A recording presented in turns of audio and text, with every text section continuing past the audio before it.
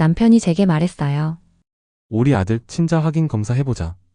그 한마디로 10년의 믿음이 무너졌습니다. 안녕하세요. 오늘은 제 인생에서 가장 모욕적이었던 순간에 대해 이야기하려고 합니다. 결혼 3년 차, 두 돌 된 아들을 키우며 하루하루 정신없이 살던 평범한 엄마였어요. 남편과는 연애 포함 10년을 함께 했습니다. 그 시간 동안 서로의 습관, 말투, 기분까지 다 알 정도로 가까웠어요. 서로를 누구보다 잘 안다고 믿었죠. 그날은 평소처럼 주말 청소를 하던 날이었습니다. 남편이 청소하다가 문득 제 대학 시절 앨범을 꺼내 들더니 한 장의 사진을 유심히 보더군요. 여보, 우리 아들 이 사람 닮은 것 같지 않아? 그 말이 귀를 스쳤을 때 순간 숨이 멎는 기분이었습니다. 사진 속 인물은 제가 예전에 잠깐 사귀었던 사람. 이미 오래전 추억 속에서 지워진 이름이었죠. 지금 뭐라고 했어? 제 목소리는 떨리고 손끝이 차가워졌습니다. 그런데 남편은 아무렇지 않게 그 다음 말을 내뱉었어요. 우리 아들 친자 확인 검사 한번 해보자. 그 순간 10년 동안 쌓아온 믿음이 와르르 무너지는 소리가 들리는 듯 했습니다. 지금 내가 바람 피워서 애 낳은 거라고 생각하는 거야? 입 밖으로 그 말을 내뱉는 순간 제 심장은 미친 듯이 뛰고 손끝이 떨렸어요. 눈물이 목 끝까지 차올랐지만 겨우 참으며 남편의 얼굴을 바라봤습니다. 남편은 눈을 피하지 않았어요. 오히려 담담한 표정으로 차분한 목소리로 말했죠. 마치 이성적인 사람인 척. 상황을 냉정하게 판단하는 사람처럼요. 아니, 그건 아니야. 혹시라도 나중에 법적으로 문제가 생길 수도 있으니까 대비해두자는 거야. 당당하면 검사하면 되는 거잖아. 그 말투에서 느껴졌어요. 이미 그는 나를 의심하고 있다는 걸요. 정말 너무 화가 났어요. 그 말을 들은 것 자체가 모욕이자 수치였습니다. 몸이 부들부들 떨리고 가슴이 쿵쾅거려 숨쉬기도 힘들었어요.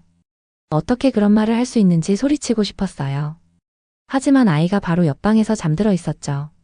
아이가 깰까봐 소리내서 울지도 못하고 그냥 방으로 들어가 이불을 뒤집어 쓴 채 한참을 울었습니다. 목이 메어 소리조차 나오지 않았어요. 그동안 믿고 사랑했던 사람이 이렇게까지 나를 의심하고 있었다니. 그건 단순한 배신이 아니라 제 존재 자체를 부정당하는 느낌이었습니다. 다음 날 남편은 또 차분한 얼굴로 말했습니다. 피임 중인데 임신이라니? 난 그때부터 이상했어. 그리고 민준이가 나랑 너무 안 닮았어. 요즘 병원에서 애 바뀌는 경우도 많다잖아. 남편의 말을 듣는 순간 시어머니의 말씀이 머릿속을 스쳤습니다. 얘가 우리 집안 닮은 데가 하나도 없네. 너희 집 피가 더 진한가 봐. 시어머니가 산후조리원에서 아이를 처음 보셨을 때 하신 말씀이었어요. 그때는 농담인 줄 알고 웃어넘겼지만 그 후로도 아이 얼굴을 볼 때마다 같은 말을 반복하셨죠. 얘는 대체 누굴 닮았니? 솔직히 시어머니는 처음부터 저를 탐탁지 않게 여기셨어요. 시댁은 꽤 여유 있는 편이었고 남편은 대기업에 다니는 엘리트였죠. 반면 저는 평범한 중소기업에 다니는 직장인이었거든요. 처음엔 남편도 왜 그렇게 말씀하세요?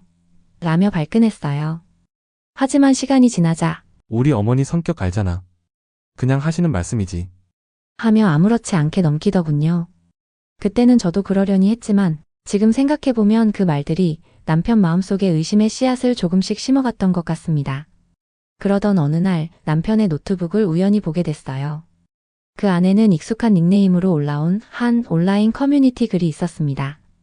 아내가 연애할 땐 남자들이랑 몰래 술을 마시러 다녔어요. 그래도 사랑해서 결혼했고 아들을 낳았는데 아들이 아내 전남친이랑 너무 닮았습니다.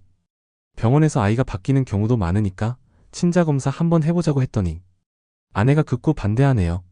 실내 운운하면서 절대 못한다고 하는데 제가 잘못한 걸까요? 손끝이 차가워지고 눈앞이 아득해졌어요. 단어 하나하나가 제 이름처럼 느껴졌습니다. 누가 봐도 그건 우리 이야기였어요. 그 아래엔 수십 개의 댓글이 달려 있었습니다. 당연히 검사해야죠. 거부하는 게 더 수상한 거죠. 요즘 그런 일 많아요. 남편분이 현명하신 겁니다. 그 댓글 하나하나가 칼날처럼 제 가슴을 찔렀습니다. 그는 이미 저를 세상 앞에서 거짓말쟁이로 만들어버린 사람이었습니다. 가장 믿었던 남편이 내 편이어야 할 사람이 익명의 군중 앞에서 나를 조롱거리로 내놓은 거예요. 그 순간 깨달았습니다. 내가 사랑했던 사람은 이제 세상 어디에도 없다는 걸요. 그날 밤 저는 결심했습니다. 더는 이 사람 곁에 있을 이유가 없다고요. 다음 날 아침 남편에게 차분히 말했습니다.